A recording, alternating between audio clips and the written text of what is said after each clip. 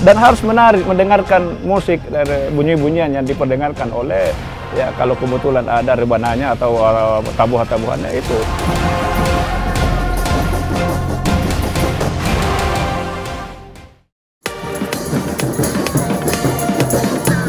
Beginilah uniknya saat tabuhan musik rebana dimainkan, kuda menghentakkan kaki beriringan, mengangguk-anggukkan kepala, kemudian sesekali mengangkat badannya di udara. Tradisi turun-temurun ini biasanya digelar saat perayaan berbagai acara adat dan keagamaan, seperti pernikahan, penyambutan pejabat, Maulid Nabi Muhammad SAW, dan ajang penghargaan bagi anak yang telah khatam membaca Al-Quran. Hadiah istimewa sebagai motivasi berupa kesempatan menunggangi Sayang Patudok. Nah, jadi buat kalau adik-adik mau naik seperti ini, naik kuda, kalian harus rajin mengaji ya sampai tamat. Saya pernah naik kuda juga pas kakak saya sudah menikah, dan sekarang ini adalah pengalaman kedua saya, yaitu saya naik kuda Sayang Patudok. Ya, layaknya sang pemeran utama, kuda yang dihias ditunggangi para santri. Mereka diarak keliling kampung menuju makam keramat leluhur. Ratusan warga di desa Salabose Banggai, Majene, Sulawesi Barat berdecak kagum dan bersorak, membuat acara semakin semarak.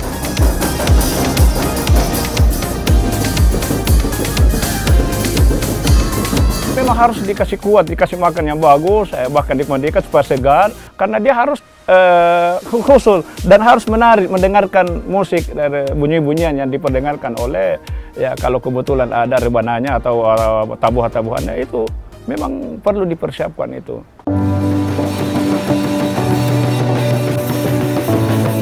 Sebagai warisan kearifan lokal, Sayang Patudok dihormati dan sakral. Istilah menari bukanlah menari layaknya manusia, tetapi gerakan harmoni kaki sesuai arahan sang pawang atau sawi dalam bahasa Mandar. Sakral tanpa bumbu mistis. Ya, atraksi kuda menari ternyata tidak ada kaitan dengan hal di luar nalar. Faktanya, kuda termasuk hewan cerdas yang bisa dilatih untuk melakukan banyak aktivitas. Ditambah lagi, pendengarannya sangat sensitif. Dia punya kemampuan memutar telinga 180 derajat untuk mendeteksi suara dari berbagai arah. Pantas saja, jika sudah terlatih mendengar alunan musik rebana, auto bergerak seirama. Ya, sebenarnya itu sangat mempengaruhi karena dari rebananya itu sehingga kuda itu bisa menyesuaikan tabuhan rebananya lewat gerakan, tapi tetap dipandu oleh pawangnya tadi. Meski begitu, cara melatih kuda agar bisa menjadi Sayang Patudok bukanlah hal yang mudah. Butuh waktu yang tidak sebentar untuk proses kesempurnaannya. Dilatihlah supaya lompat-lompat, diajari, ada tekniknya. Dikasih goyang-goyang mulutnya supaya goyang. Tradisi Sayang Patudok di desa Salabose Banggai, Majene, Sulawesi Barat sudah sejak lama menjadi pedoman untuk mengawali perayaan Hari Besar Maulid Nabi Muhammad SAW. Di kampung inilah diyakini sebagai cikal bakal Sayang Patudok diperkenalkan pertama kali. Ya, karena saya belum mana setelah datang di sini mengislamkan, membawa Islam, kemudian diterima oleh Toma Kakak, maka di situ ada seorang raja yang fanatik sama beliau. Tak heran peringatan Maulid Nabi di kampung Salabose ini dirayakan sangat meriah bak Hari Raya Besar. Semua warga bergotong royong membuat aneka masakan, kue tradisional, hingga membuat aneka hiasan warna-warni. Beberapa hari sebelum acara Sayang Patudok digelar, para ibu sudah sibuk mempersiapkan aneka kudapan khas yang akan menjadi suguhan. Ada ketupat nabi, kue cucur maulid atau bacamunu, sokol ketan, telur berwarna, dan aneka makanan tradisional khas Mandar lainnya. Bahkan setiap orang akan dengan sukarela menyumbang uang, makanan, dan tenaga demi bisa memeriahkan tradisi Sayang Patudok. Bilang nih orang tua dulu, jangan takut maulid.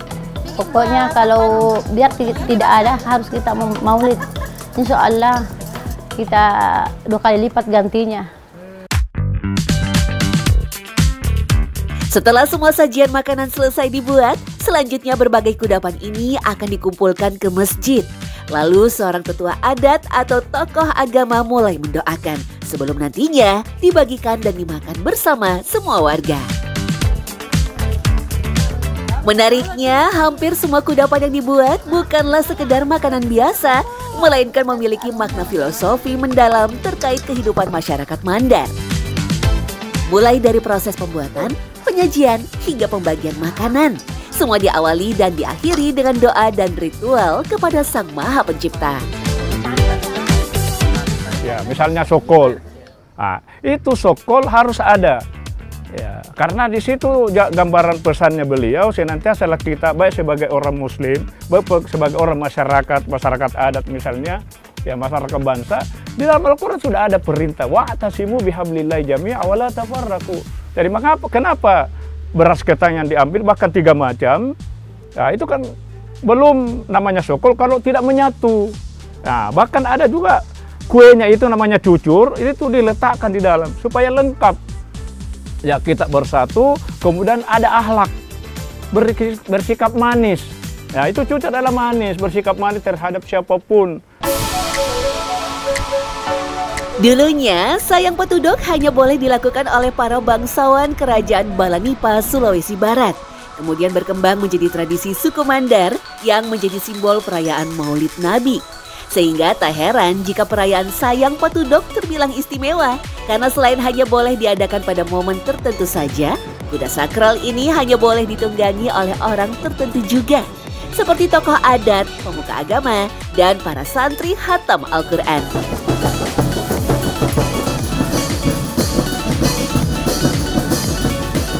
Sementara para pakar dan ahli sejarah memiliki pendapat yang berbeda terkait tradisi sayang patudok.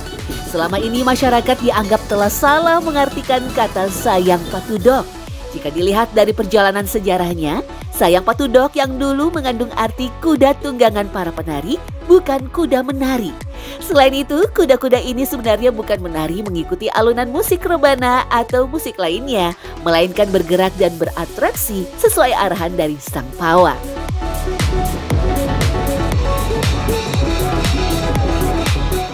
Banyak ya, makanya tuh banyak orang salah paham, dikiranya itu menari gara-gara mendengar musik rebana. Enggak, itu karena latihan. Buktinya apa? Di latihan itu kan tidak ada rebana, tapi tetap menari.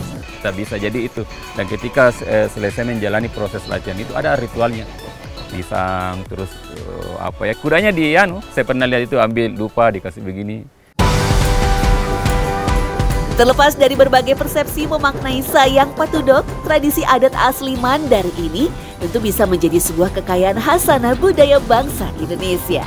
Terbukti tradisi unik ini telah ditetapkan sebagai warisan budaya tak benda nasional sejak 1 dekade lalu. Sebagai bentuk apresiasi, pemerintah Kabupaten Majene bekerja sama dengan Direktorat Pengembangan dan Pemanfaatan Kebudayaan Kemendikbud Ristek RI menyelenggarakan gelaran budaya tahunan terbesar dengan tema Festival Sipa Mandar bertajuk Jejak Pelayaran Jalur Rempah Majene 2024. Dan tradisi sayang patudok masuk menjadi salah satu agenda terbaiknya.